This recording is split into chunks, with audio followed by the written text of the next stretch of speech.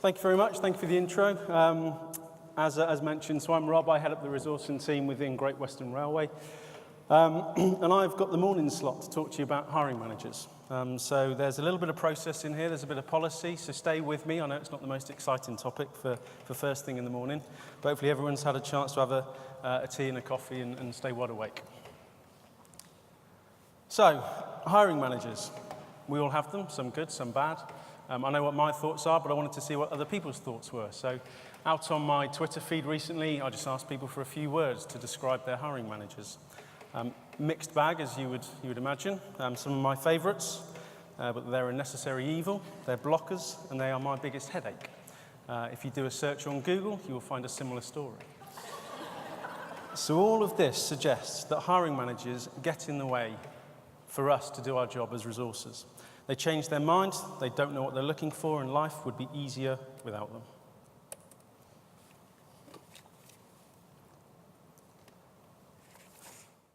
So this is what I'm looking for. At least 250 connections on LinkedIn. Good culture fit. I need me 5 years ago.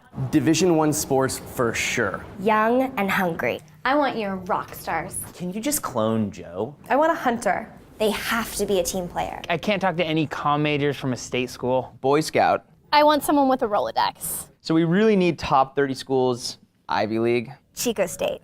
You know, I want people who can just smile and dial. President of her sorority. We want go-getters. No hand-holding. Absolutely no handholding. I'm looking for sales DNA. Someone who's just gonna hit the ground running. I'm fine with recent grads. I need 10 people now. I'm not available to interview for another 2 weeks. Why would they want to work here? Ping pong in the office. Giants games. Lots of upward mobility. We've got yoga, we've got fresh juice. We have a pet-friendly office. Way too salesy. Not salesy enough. Way too technical for us. Something just wasn't right. You know, she was really too money hungry. He just was not polished enough. She made everyone extremely uncomfortable. He hasn't been working for 2 months. Did you know this? Have you Googled her? Mugshot. I did some backdoor reference checks. I know you get this a lot, but we are really picky. Let's close this down. I was about to make her the offer, and then I looked at her Facebook page. The candidate wants to negotiate. Why does this kid want 80K? He's making 50. I've already negotiated on his behalf. I feel like we jumped the gun on him. He met with one of the co-founders, doesn't like him at all. Close him low. We'll offer him 5K more to show him the love. His references let us know he was a little bit of a party animal. So I've decided to change the spec. So if you can forgive the Americanism in there, I think there's something that we can all relate to, but I quite like that video. So, hiring managers, they're not going to go away. We've all got them, as I mentioned before, but what if it didn't need to be that way? What if they could be our brand ambassadors? They could be extensions of our talent acquisition teams and advocates of our recruitment process. They're powerful tools in engaging with candidates and in selling our businesses. Well, a couple of years ago within my function, our standing within the business was very poor. We were essentially treated as an admin function. We'd receive a vacancy from a manager. We would help draft the advert. We would then post the advert. We'd collect the CVs. We would then send those on to the manager. They would shortlist. They would interview, come back to us with a decision. We weren't really adding any value whatsoever. So what do you need to do to change this? Well, we need to get out there, go and meet with your hiring managers, take seats at senior management meetings to really drive that resourcing agenda. You need the reputation and the advocacy of key stakeholders to achieve any of what we're talking about today. So it's all about relationships. Without that, you just won't get anywhere.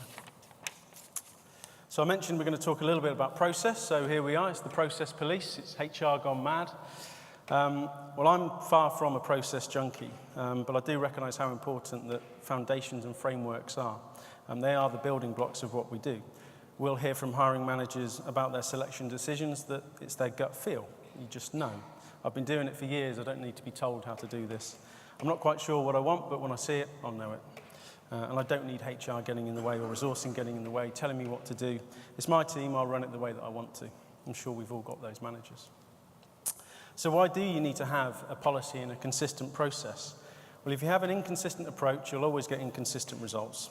A process that isn't standardized isn't a process. It's just a collection of activities all jumbled together. A fundamental building block of any lean manufacturing is a standardized process, and the same would apply for HR. You need minimum standards. Without a consistent approach, how can you ensure your quality of hire? If your CEO challenges you on making sure that you're recruiting the best talent, you need to be able to demonstrate that you've got a baseline that everybody meets when they come into the business. Candidate experience, the recruitment process that you follow will play a huge part in your employer brand and how people will perceive you. An inconsistent process shows candidates that you don't really know what you're looking for or what you're doing. So remember, candidates are always potential customers, so how you treat them is going to impact on their view of your business as a whole. I mentioned about lean manufacturing. Well, you can't lean a process unless it's consistent. And legal defensibility. So if challenged, you need to be able to demonstrate that your recruitment process is fair and that it's robust. If it's not consistent, then you'll lose this argument straight away. But what you can't do is concentrate on the last one and promote the use of a policy as a legal defense with no other benefits.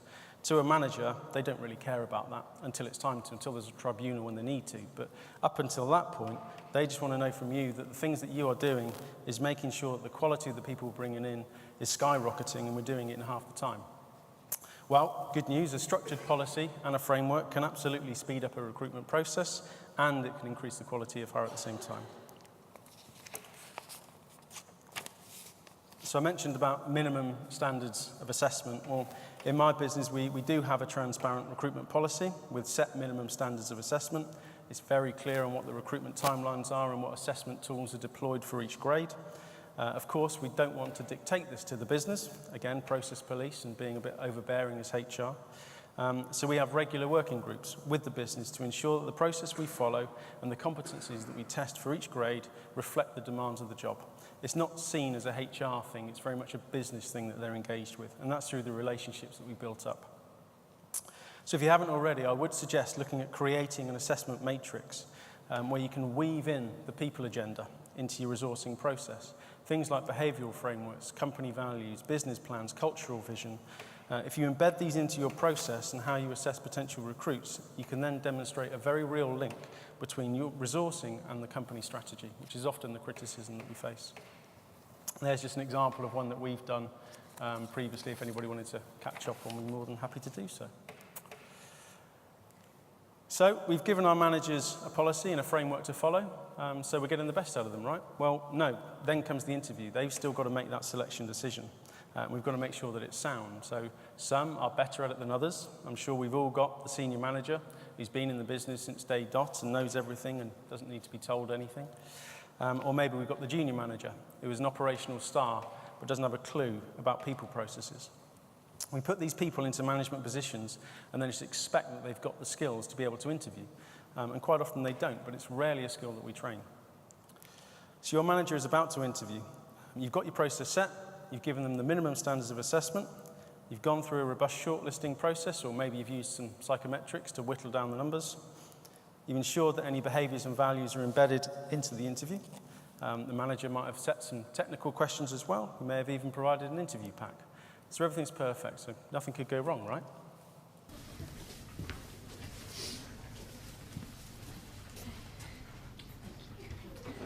Hello. Let's get you sat down. Okay. No, I've got one over here, ready? Ah, good. Pop it down. Good. Right. The interview. See what we've got here. Karen Roper. Curriculum vitae. Just looking at this, checking it out. See. Good. Tell me about yourself. Well, I did GCSEs and A-levels and... Too boring. Tell me about yourself. Okay, well, I'm quite into films and music. Yeah. Desiree? I don't really know. Oh, yeah. Just put that down there. Last year I took a year out and I went travelling, exploring... Exploring yourself? And Asia. Just with your boyfriend, just... No, I was on my Good, own. by yourself, just out there. Free. Getting what you can. While you're young. I don't know when. You've charmed me. Yeah? You've got the job. So So I'm sure we don't have anybody quite that bad, but there's probably a few David Brents out there in each of our businesses. What can you do to address this?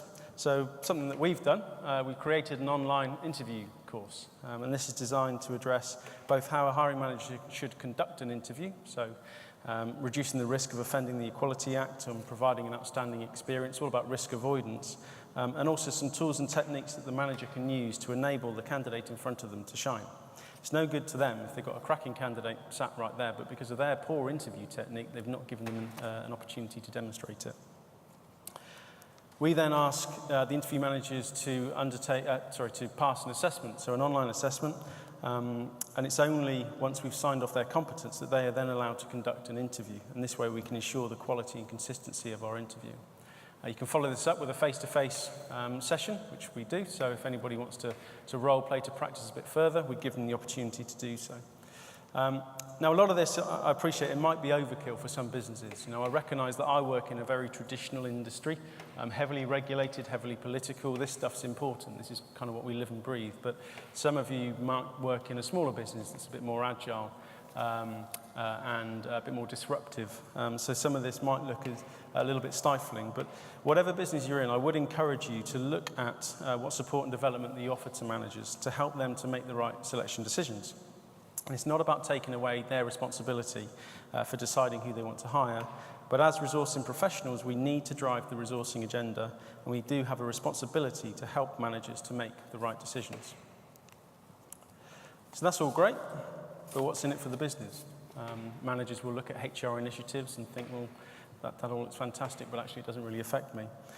The worst thing you can do is implement an initiative without demonstrating any commercial value. At that point, you're just the HR resourcing person that simply doesn't understand the business. A structured, slick process will mean a better candidate experience, which will mean you'll have higher engagement and better offer management. Your improved employer brand will enable you to attract and recruit stronger talent, especially through your direct channels. And all of this, of course, will lead back to the basic metrics of an improved time to hire, cost per hire, and quality of hire. Look at the engagement scores of your new starters. Look at who didn't pass their probation periods. Look at their performance ratings.